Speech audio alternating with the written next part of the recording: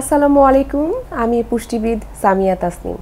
আজকে আমরা কথা বলবো যে কিভাবে আসলে গর্ভাবস্থায় খাবারগুলো গ্রহণ করলে গর্ভস্থ শিশুর মানসিক বিকাশ বা মেধা বিকাশ সুন্দরভাবে গঠন করা সম্ভব হয়।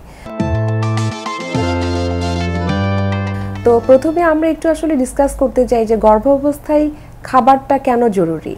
আমাদের গর্ভাবস্থায় এমন একটি সময় মায়েদের এবং বাচ্চার জন্য যেখানে মা সরাসরি তার বাচ্চাকে পুষ্টি প্রোভাইড করে থাকে এবং মা যে ধরনের খাবারগুলো খাবেন তার উপরে কিন্তু নির্ভর করছে বাচ্চাটা কিভাবে বড় হয়ে উঠছে মায়ের গর্ভে।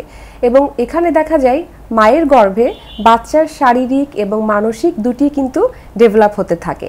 তো অনেক সময় আমরা খেয়াল করে থাকি যে মায়ের গর্ভে বাচ্চার ওজন ঠিকমতো বাড়ছে কিনা, বাচ্চার স্ট্রাকচার ঠিকমতো হচ্ছে কিনা, কিন্তু এটা খেয়াল করা হয় না অনেক সময় যে আসলে বাচ্চার মানসিক বৃদ্ধি বা মেধা বিকাশটা ঠিকমতো হচ্ছে কিনা সেটা অনেক সময় কিন্তু আমরা ভুলে যাই বা খেয়াল করা হয়ে ওঠে না। কিন্তু এটাও কিন্তু খুব জরুরি এবং মায়ের গর্ভে কিন্তু একটি বাচ্চার 25% ব্রেইন ডেভেলপমেন্ট কিন্তু হয়ে থাকে, যেটা কিন্তু খুবই গুরুত্বপূর্ণ। তাই চলুন জেনে নিই যে আসলে গর্ভাবস্থায় কি কি খাবার এমন আছে যেগুলো খেলে এই গর্ভাবস্থায় 25% মানসিক বৃদ্ধি বা মেধা বিকাশ গঠন করা সম্ভব হয়ে ওঠে। এরকম অবস্থায় যে মা যে খাবারগুলো গ্রহণ করবে তার মধ্যে প্রথমে খেয়াল রাখতে হবে যে আসলে মা যেন তার সারাদিনে যে খাবারটি গ্রহণ করছেন সেটির জন্য সুষম হয়ে থাকে।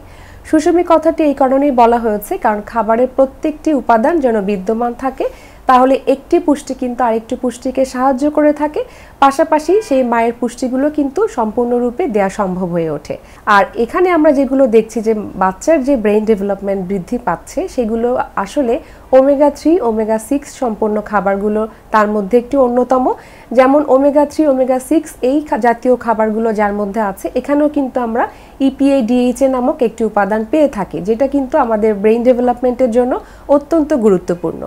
আর এই জাতীয় উপাদানগুলো আমরা আসলে পেয়ে থাকি সামুদ্রিক মাছ, ডিম, বাদাম, এছাড়াও দেখা যায় যে ধরনের সি ফুডগুলো সেখানেও কিন্তু আমরা পেয়ে থাকি। কিন্তু মূলত বেশিরভাগ যেগুলো অ্যাভেলেবেল আছে সেগুলো হচ্ছে বাদাম, বিভিন্ন ধরনের ওমেগা 3 সম্পন্ন ডিম এবং এছাড়াও সামুদ্রিক মাছ, এবং আমাদের ঘরের মধ্যে যে তেলগুলো আমরা ব্যবহার করছি সেই তেল যদি ওমেগা 3 সম্পন্ন হয় সেটির মাধ্যমে কিন্তু বাচ্চাদের ব্রেন ডেভেলপমেন্ট করা সম্ভব।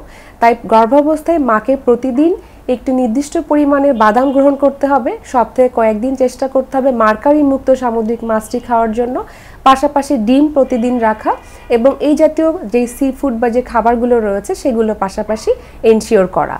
এরপরে আসি আরেকটি খাবার যেটা হচ্ছে প্রোটিন। প্রোটিন কিন্তু খুবই গুরুত্বপূর্ণ কারণ প্রোটিন থেকে আমরা জানি আয়রন থেকে শুরু করে ক্যালসিয়াম সব কিছু কিন্তু মা তার বডিতে প্রোভাইড করতে পারে। সো প্রোটিনযুক্ত খাবার মাকে গ্রহণ করতে হবে এবং এই প্রোটিন থেকে কিন্তু বাচ্চার মেধা বিকাশেও কিন্তু হেল্প করে থাকে। তাই প্রোটিনের মধ্যে আমরা যেমন জানি দুধ, ডিম, মাছ, মাংস, ডাল ইত্যাদি। গর্ভাবস্থায় মাকে অবশ্যই প্রোটিন তাকে পর্যাপ্ত পরিমাণে গ্রহণ করতে হবে।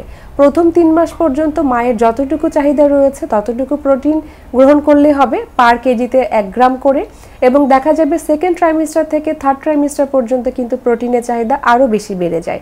তো সেই সময় কিন্তু তাকে অবশ্যই মাকে অতিরিক্ত আমরা বলে থাকি 300 কিলো ক্যালোরি, সেই 300 কিলো ক্যালোরি কিন্তু আমরা চেষ্টা করব প্রোটিন থেকে মাকে দেওয়ার জন্য। আরেকটি জিনিস মনে রাখতে হবে যে গর্ভাবস্থায় কিন্তু বাচ্চার ব্রেইনের ডেভেলপের জন্য কিন্তু কোলিন আরেকটি গুরুত্বপূর্ণ উপাদান যেটা কিন্তু আমাদের ডিমের মধ্যে থাকে। তাই চেষ্টা করতে হবে ডিম যেন মা প্রতিদিন একটি করে গ্রহণ করেন, এবং এছাড়াও শাকসবজি এবং ফলমূল থেকে কিন্তু আমরা অনেক বেশি ভিটামিনস এবং মিনারেলস পেয়ে থাকি যেগুলো মায়ের শরীরে অ্যান্টিবডি প্রোভাইড করে থাকে, এবং এই অ্যান্টিঅক্সিডেন্টগুলো কিন্তু মায়ের শরীরে প্রবেশ করে বাচ্চার ব্রেন ডেভেলপমেন্টেও হেল্প করে থাকে। তাই চেষ্টা করতে হবে এই ধরনের ভিটামিনস মিনারেলসযুক্ত খাবার, পাশাপাশি ওমেগা 3 ওমেগা 6 যুক্ত খাবার, এগুলো যেন মা প্রতিদিন একটি নির্দিষ্ট মাত্রায় পরিমিত পরিমাণে গ্রহণ করতে পারে। তাহলে কিন্তু মায়ের গর্ভে থাকা বাচ্চার মানসিক বা মেধা বিকাশ আমরা কিন্তু সুন্দরভাবেই করতে পারবো। সবাই ভালো থাকবেন, সুস্থ থাকবেন।